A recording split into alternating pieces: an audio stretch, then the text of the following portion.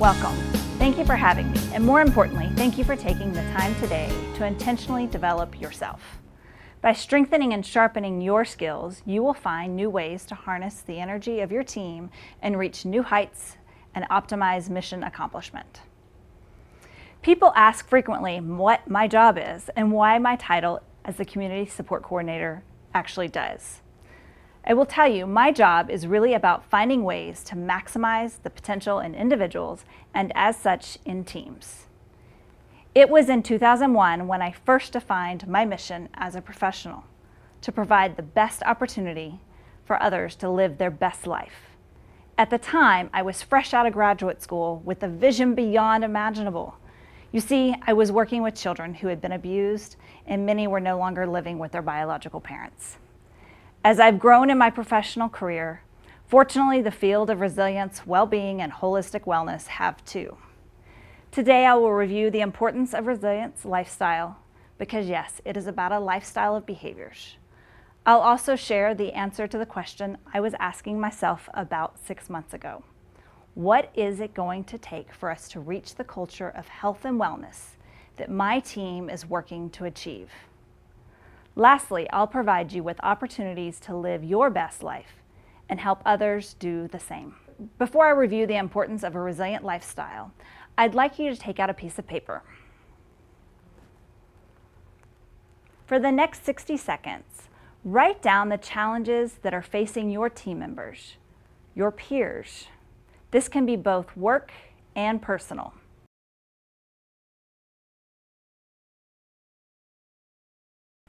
Next, I invite you to get vulnerable with yourself.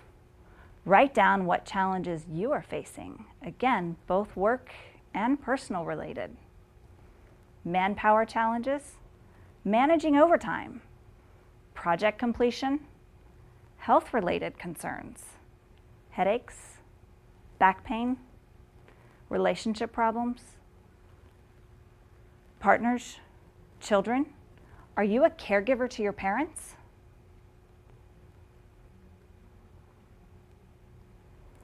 Finally, as we transition, what was your morning like? What caused you stress? Did everything run smoothly? I imagine for the majority of you, there was some stress that occurred today. Now, just set these thoughts aside for a moment.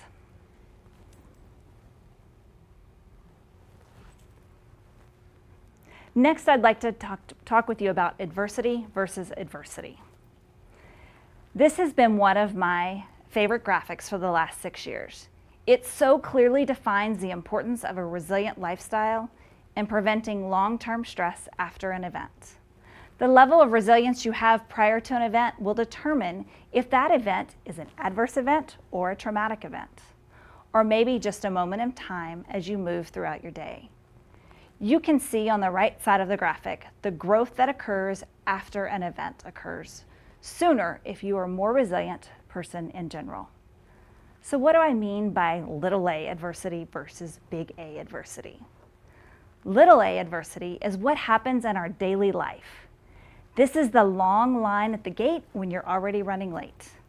The extra project that landed on your desk when you think that this is the last thing you have time for. It is the third person calling in sick in a day or the aircraft parts not arriving in time to keep on schedule. These are the moments in time when you get to practice your resilient skills, when you get to decide how you respond.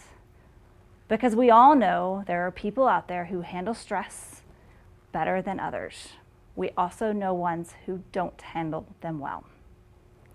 It is in the art of practicing to respond in a way that helps us reach our goals and strengthen relationships that will also help us when the big A adversity events occur. I told you that I'd share the answer to the question, what is it going to take for us to reach the culture of health and wellness that my team is working to achieve? My answer is a three-part answer. I believe each and every one of your team members is blessed with potential. And I want you to ask yourself if you are the peer or leader who is going to bring out their potential or ignore it.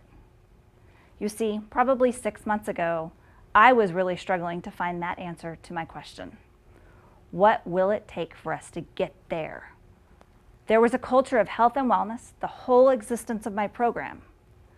I always got excited about the people who shared their love of the messages in my program, but in the end, we hadn't reached the culture change. Why? One reason I've heard more than a few times is that no matter how often we teach the concepts and ideas, the culture of the shop is to toss out anything that wasn't already part of their culture. I've had people tell me that when they brought the new material or new skills to their units, they were told, "That's great that you learned that, but forget it now because it's not going to work in this unit." My answer? The first gate is courage. People need to have the belief that doing something different will yield a different result, and the courage to take the action, to take that first step. Gate 2 is strength. Individuals will need strength to endure the challenges moving forward. New paths are not smooth, and the path to deliberate growth is messy. We have way too many distractions that strive to pull us away from our path. Gate 3. We all need an environment that is conducive to and supportive of reaching for more and accomplishing more. I'm working on a project called The Edge. While the content is not yet ready to share, the concept of Edge is about encouraging a deliberate growth environment. Stay tuned for more on The Edge. Today, we will focus on the last gate of optimizing mission accomplishment through deliberate growth, creating an environment that is supportive of and conducive to deliberate growth. Here is my challenge. I've learned if you don't understand it and live it, it is more challenging for you to share it with others. My invitation to you is to start creating that environment within yourself and those around you. Culture change does not occur overnight. I want to take you back to the day the need to address this came to my attention. I was teaching an RTA class and we were teaching physical resilience. And as we were discussing fueling our bodies for more, I had an NCO tell me, "Ma'am, that's great, but that doesn't fit in the culture of my shop." What? What do you mean fueling your body to sustain mental and physical energy doesn't fit into the culture of your work area? I'm sure my head was about to explode because I firmly believe that if you don't fuel your body, you have nothing to give others and your brain isn't functioning optimally. The same week, I learned that a friend of mine had been doing couples counseling with a couple who was considering divorce. He told me the biggest thing he modified was their nutrition, and they did not get a divorce. The answer to a previous question was right in front of me. How do we resolve the constant relationship problems we are seeing? This had been a hot question for some time. It hit me that day. We are not going to solve relationship problems by adding more relationship classes.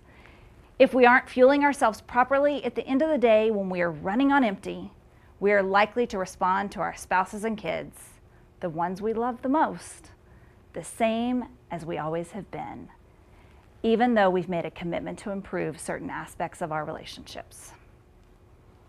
Life balance is what became of a proposal to address sleep, nutrition, movement, and pain. Life balance is a topic of discussion that Chief Wright talks about, specifically the concept of 2-10-5-7. This is 2 hours to yourself, exercising, practicing mindfulness, journaling, or any other particular morning routine that is best for you. Next is the 10 hours of work. This is work at your paying job, work at home, cleaning, paying bills, and many other activities. My personal favorite is the 5 hours of family and social time. How much time are you spending with your friends and family? For some of us, this looks like an Uber driver and cheerleader for our kids. For others, it is a dinner date. That time is different for everyone. 7 hours of sleep, maybe the most important to fuel the other areas of life balance.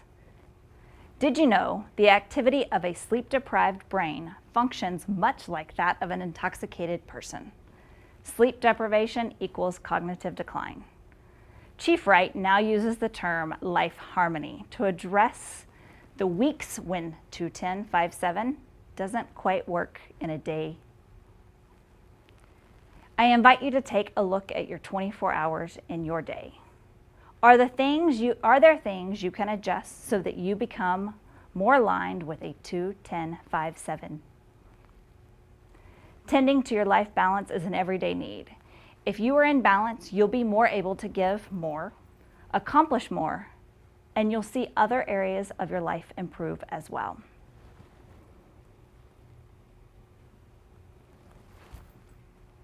Life balance is about creating the environment by taking care of yourself. The second area of focus I'd like to share is the concept of who we are at our core. I'm talking about values as a particular culture, and this is in addition to the Air Force core values.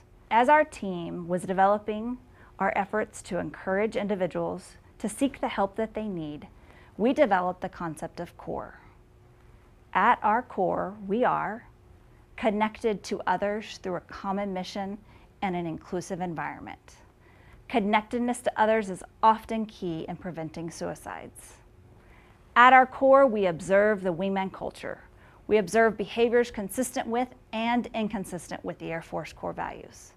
We don't turn a blind eye to these behaviors that are affecting relationships, careers, lives. At our core, we respect each other. Even as we recognize our differences, we fully understand we need everyone to accomplish our mission. The number of stories I've heard of our team members being excluded, disrespected, discriminated against because of their differences is not acceptable. And when needed, at our core, we engage with others to connect them with the appropriate resources. These are the things that you can do for others to help create an environment that optimizes mission accomplishment.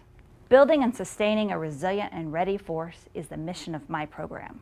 Some of us have observed and practiced resilient behaviors our whole life, and these concepts seem elementary to you. However, others weren't so fortunate and may struggle to deal with the little a adversity of daily life, and we may tend to see little life events as more catastrophic events. The resilient skills we currently teach are gratitude, values-based goals, bring your strengths, reframe, balance your thinking, celebrate the good news, mindfulness, and physical resilience. Gratitude is finding the good in daily life and keeping a journal, whether it's physical or mental, and doing so on a consistent basis. Maybe this is something accomplished in your 2 hours of time for yourself. Values-based goals are the goals you've set consistent with your personal values. Do you know what your values are? Bring your strengths. How can you bring your strengths that you have to any given situation? Reframe is about paying attention to the belief that we have about the events that occur and modifying that if necessary to change the outcome. For example, not everyone who cuts you off in traffic is simply a jerk. It is possible that they just found out a loved one is in the hospital, and that is where their brain is focused. Balance your thinking. This is the skill that helps us to recognize and modify behavior like catastrophizing or mind reading. You know, when we are making something bigger than it really is, or when we think we know what someone else is thinking. Celebrate the good news is how we respond to others who share positive information with us, such that we can create an environment that will encourage them to return when the news isn't so positive. Mindfulness is teaching our team members to be more focused so that they can take purposeful action in the moment. Mindfulness is an immediately positive impact on mission accomplishment. Physical resilience, as we covered earlier, is about fueling your body to sustain your mental and physical demands of the day. How can you learn more and bring these skills to your unit? We have two different options for those interested in becoming resilience trainers. The first is our Resilience Training Assistance Program. This is currently a 4-day local Train the Trainer course. We strive to get 1 resilience training assistant per 50 people in the unit. The next opportunity is for our stellar RTAs to become an MRT if interested in furthering their resilience education and serving the installation, we have the ability to send them to a 5-day Air Force-funded course at the Air University.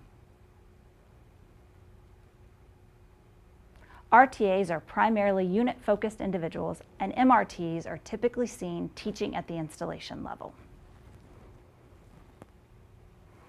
I'd like to talk about the benefits of bringing resilience trainers to your unit. Number one, resilience lowers stress. I like to talk about lowering our cortisol levels so that our thinking brain is turned on. This supports improved health outcomes. Did you know that on average, an individual misses 4 days a month of work due to illness or other health-related concerns? When we are more resilient, we make better decisions. Decisions that are consistent with our core values. Finally, all of this leads to increased teamwork. Teams are more effective and efficient, returning us to the focus of today, optimizing mission accomplishment. As we wrap up our time today, I'd invite you to think about the stressors facing your team, your peers, and yourself. Today, we've talked about the gates to deliberate growth and shared 3 ways to change the culture of your environment. Will you focus on your life balance, sharing the culture of core, or practicing individual resilience skills? Starting anywhere and engaging consistently will optimize mission accomplishment.